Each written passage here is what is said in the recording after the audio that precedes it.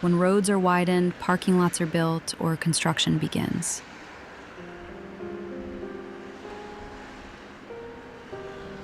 If we only consider efficiency, there are things that could have been removed but still remain.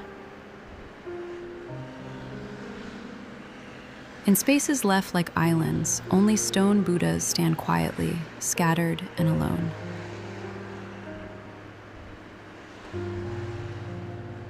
I feel this is something that cannot be explained by rationality alone.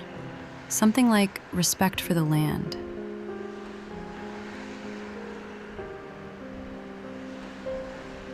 The roadside stone Buddhas are like witnesses, showing where this land once led.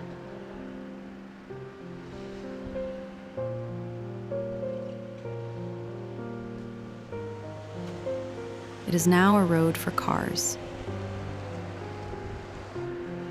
But from the perspective of these Buddhas, people once flowed here, and they still do.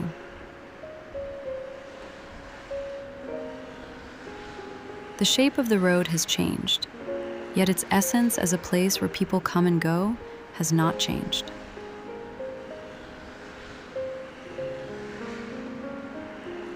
When we speak of roadside Buddhas, the horse-headed Kannon comes to mind.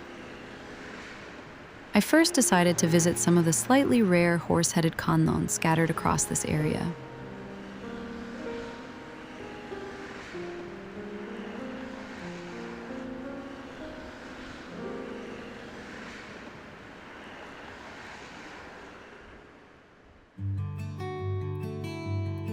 In Buddhism, hierarchy is understood not as a strict ranking of superiority and inferiority, but as different stages on the path toward enlightenment. At the highest level is the Buddha.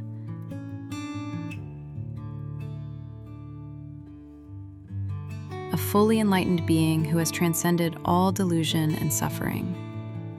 The Buddha represents the ultimate goal of the Buddhist path. Below the Buddha are the Bodhisattvas.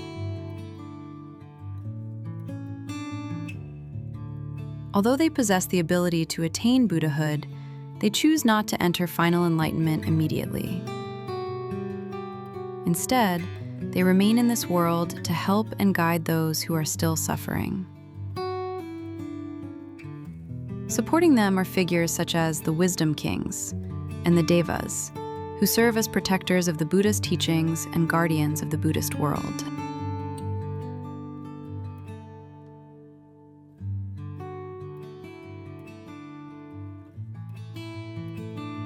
Now, regarding Kannon Bosatsu, Avalokiteshvara, originally it is a single being.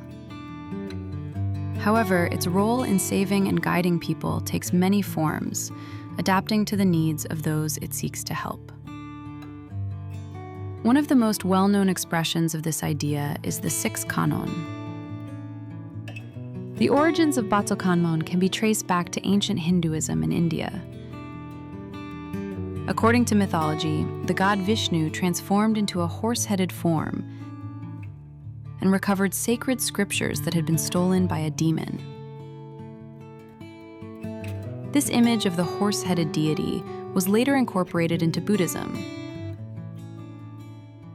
and transmitted through China before reaching Japan. There, it was reinterpreted as Bato Kannon, a manifestation of Kannon Bosatsu. While many forms of Kannon are depicted with a gentle and compassionate appearance, Bato Kannon bears a fierce expression. This is not an expression of hatred. Rather, it represents an unwavering determination to protect and save people, no matter what obstacles stand in the way.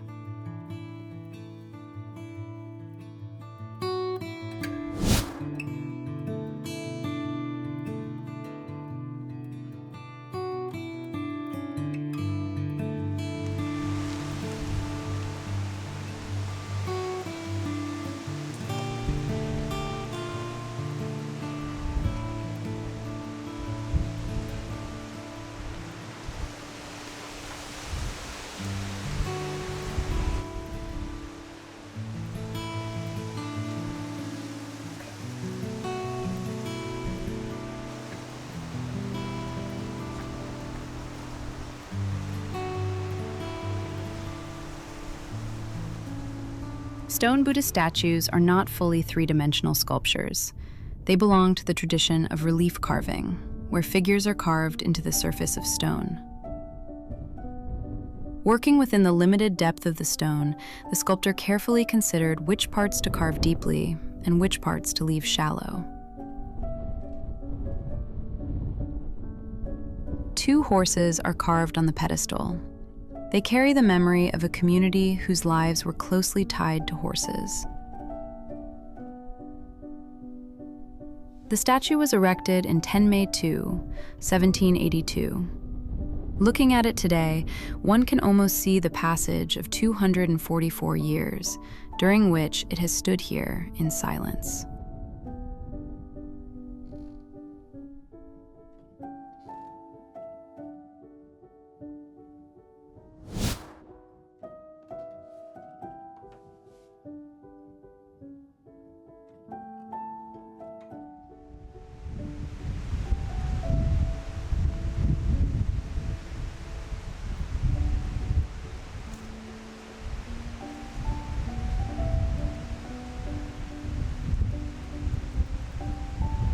Within the temple grounds stand Koshin monuments as tall as a person,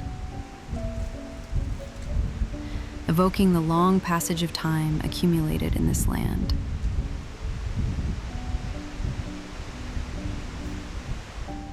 This is a Shomen Kongo monument. Carved as the principal deity of Koshin faith, it was a place where people once prayed for good health and protection from misfortune.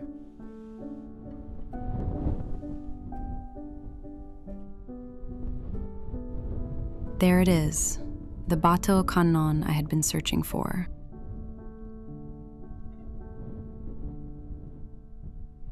This is a type of Bato Kannon monument carved only with characters. The stonemason was not merely carving letters, he was creating calligraphy in stone. Comparing these differences in style is one of the pleasures of exploring wayside Buddhist stone monuments.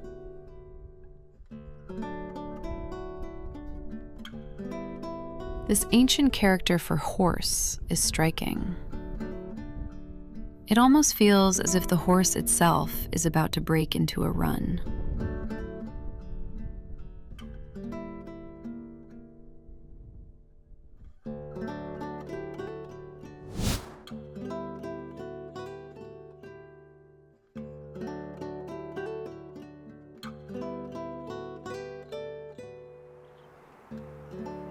About 100 meters north of Ogo Station, on the Jomo Electric Railway line,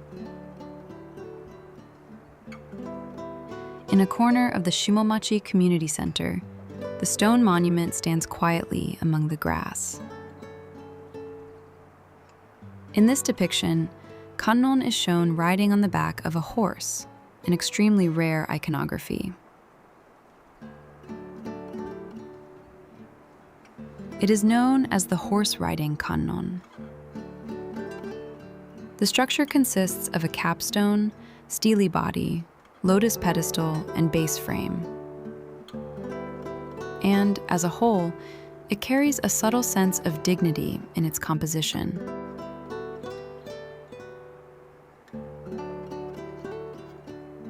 The refined depiction of multiple faces and arms reveals the advanced skill of the stone carver. There were people who once lived with horses in the foothills of Mount Akagi. It reflects their deep gratitude toward horses and their sense of coexistence.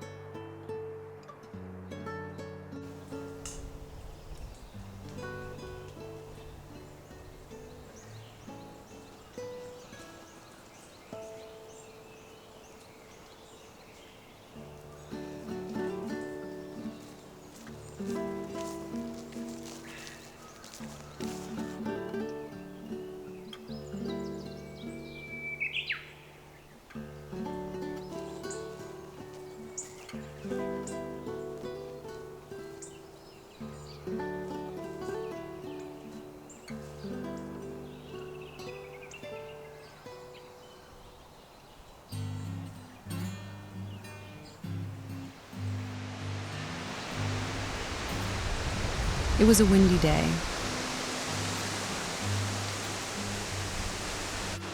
Not the best day for a hike.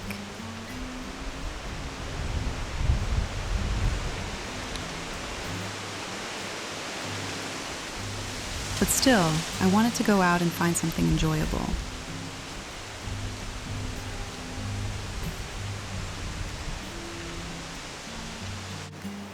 This area stretches along the foothills of Akagi, as if tracing the mountain's edge.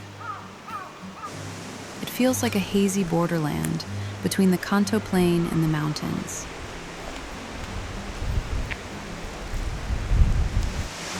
Today, I will walk a route connecting 3 small hills.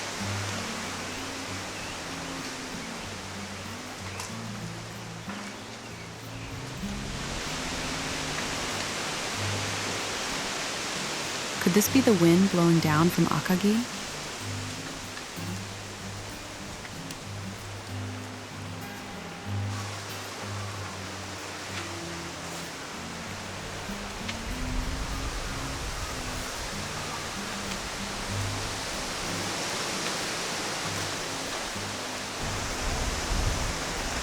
Oh, I've reached the top already.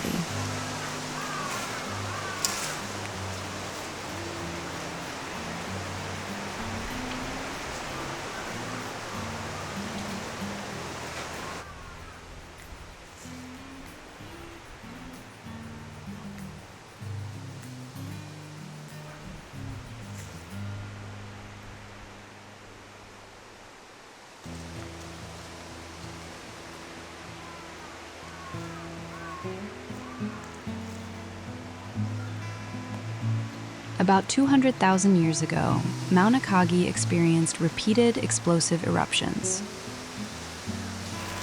Pyroclastic flows and debris avalanches caused by sector collapse flowed down toward the foothills. In the southwest, the Akagi Tachibana Yama debris avalanche significantly reshaped the landscape,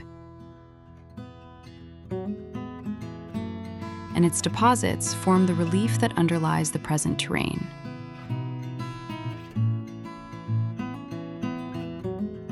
Isolated hills such as Tachibana Yama, Shido Yama, and Juni Yama remain as traces of this flow, called Nagare Yama in Japanese, or landslide hummocks in geomorphology.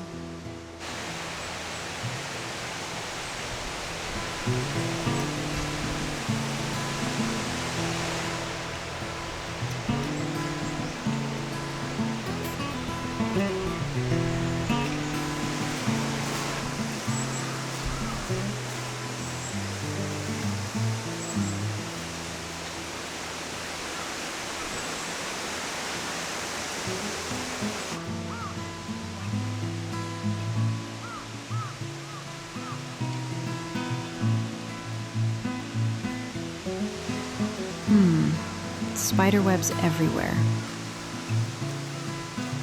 I guess not many people pass this way.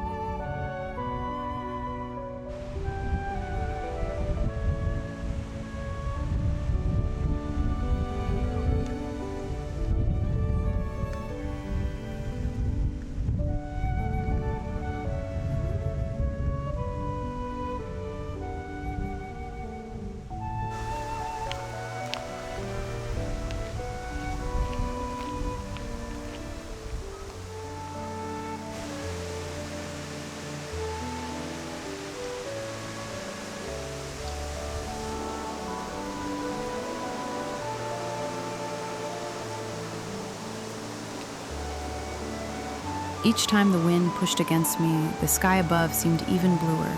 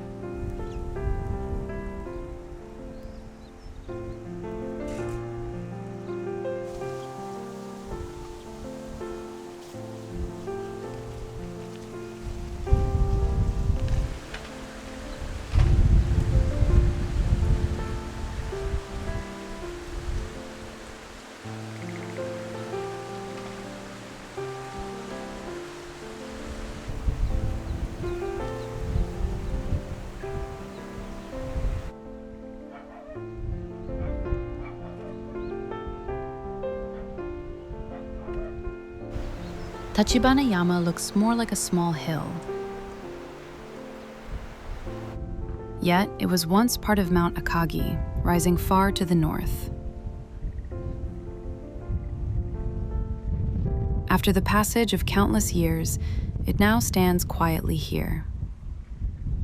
The quiet sense of wonder lingered in my heart.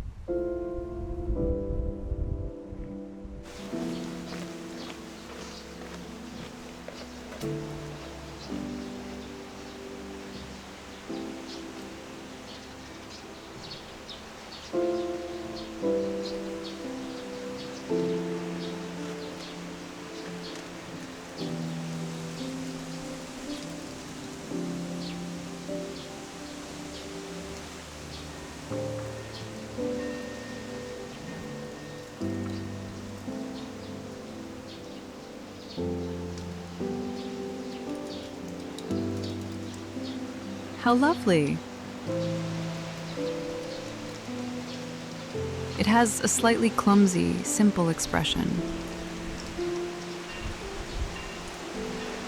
You can still feel the human touch, as if it was carved by a local stonemason or craftsman.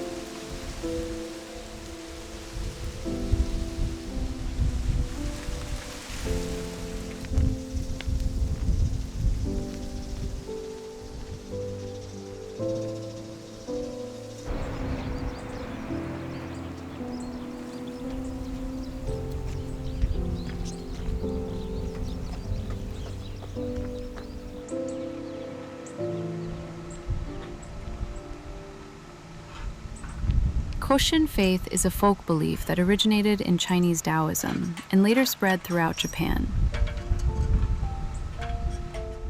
People believed that three spirits, known as Sanshi, the three corpses, lived within the human body. If a person fell asleep on the night of Koshin, which occurs once every 60 days, the Sanshi would ascend to heaven and report that person's misdeeds to the gods. For this reason, people gathered on Koshin nights and stayed awake until dawn. Over time, stone monuments were erected to commemorate these Koshin gatherings. Today, these monuments have been collected in a single location, but they were originally built along the old highway.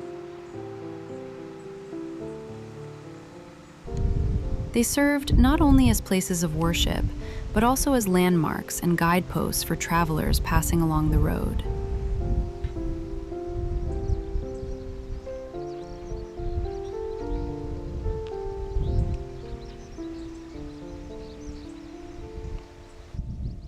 A buckwheat field stretches across the landscape, blooming with white flowers.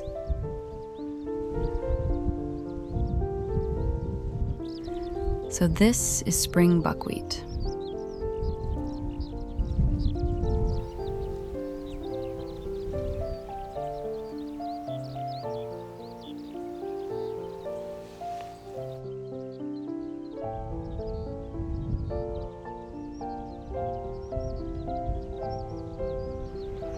The small mound in the foreground is Juniyama, the next place I'll head to.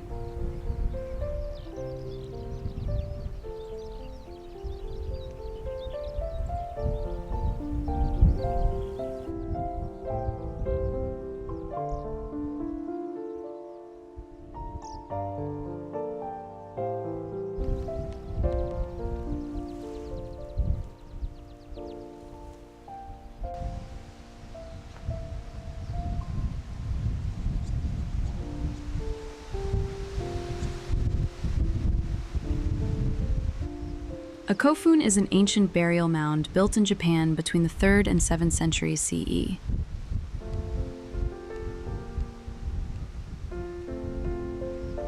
These large-scale earthworks were constructed as tombs for powerful rulers and members of the aristocracy. They can be seen as Japan's version of ancient royal tombs, holding a significance comparable to Egypt's pyramids or the burial barrows of Europe.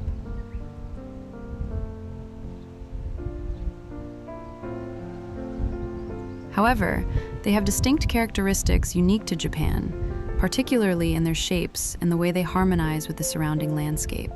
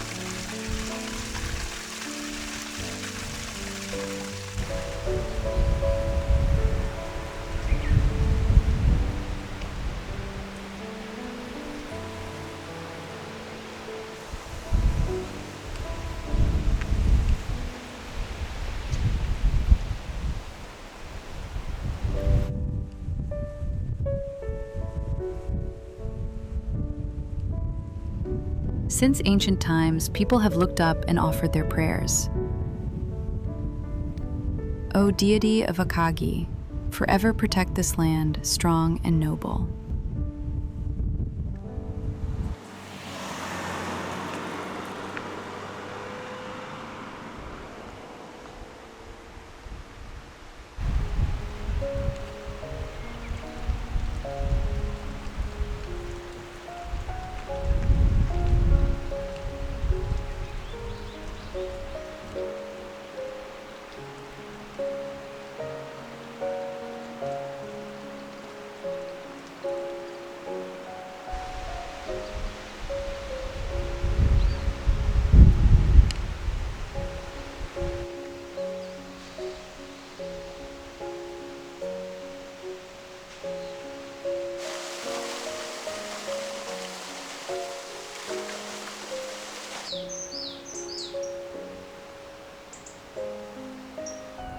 Is that Shirayama over there?